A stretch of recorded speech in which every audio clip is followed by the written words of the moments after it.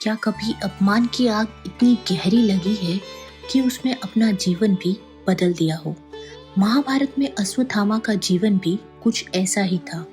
उनका अपमान और पीड़ा ही वह कारण बना जिनसे उन्हें अंत तक कौरवों का साथ देने के लिए प्रेरित किया।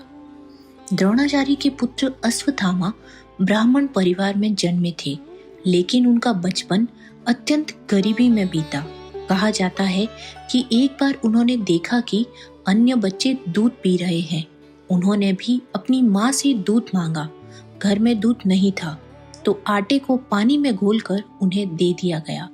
जब साथियों ने उनका मजाक उड़ाया तो यह अपमान उनके हृदय में गहराई तक बैठ गया। यह घटना उनके मन में यह भावना भर गई कि सम्मान और शक्ति के बिना जीवन अधूरा है। द्रुपद द्वारा द्रोण का अपमान। द्रोणाचार्य के मित्र थे द्रुपद। जब द्रोण सहायता मांगने गए तो द्रुपद ने उन्हें तुच्छ ब्राह्मण कहकर अपमानित किया।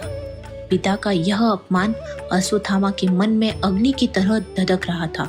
उन्हें लगा कि समाज में सम्मान केवल शक्ति और राजसत्ता को मिलता है। हस्तिनापुर में भेदभाव की भावना। जब द्रोणाचार्य को हस्तिनापुर में गुरु बनाया गया तब अश्वत्थामा भी वहीं रहे, लेकिन उन्हें लगा कि उनके पिता अर्जुन को अधिक प्रेम और महत्व देते हैं। अर्जुन को सर्वश्रेष्ठ शिष्य कहा जाता था। यह तुलना भी उनके भीतर हीनता और क्रोध का कारण बनी।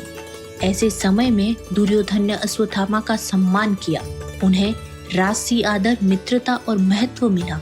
दुर्योधन ने उन्हें समान स्तर का योद्धा माना, राजकुमार जैसा सम्मान दिया, अपनी योजनाओं में शामिल किया। यही कारण था कि अश्वत्थामा का झुकाव कौरवों की ओर हो गया। महाभारत युद्ध में जब द्रोणाचार्य को छल से यह विश्वास दिलाया गया कि अश्वत्थामा मारे गए हैं तो उन्हें शस्त्र त्याग दिए। इसके बाद धृष्टद्युम्न ने उनका वध कर दिया। यह घटना अश्वत्थामा के लिए सबसे बड़ा अपमान और आघात थी। उन्हें लगा कि पांडवों ने छल से उनके पिता की हत्या करवा दी। पिता की मृत्यु और पुराने अपमानों की आग ने उन्हें क्रूर बना दिया। रात में उन्होंने पांडव शिविर पर आक्रमण कर दिया और सोते उप पांडवों का वध किया। अंत में भगवान कृष्ण ने उन्हें श्राप दिया कि वे हजारों वर्षों तक पृथ्वी पर भटकते रहेंगे। अश्वत्थामा ने कौरवों का साथ केवल मित्रता में नहीं दिया, बल्कि बचपन की गरीबी का अपमान, पिता के अपमान की पीड़ा, अर्जुन से तुलना की ईर्ष्या, दुर्योधन से मिला सम्मान और द्रोण की मृत्यु का प्रतिशोध था। इन सब ने मिलकर उनके निर्णय को आकार दिया।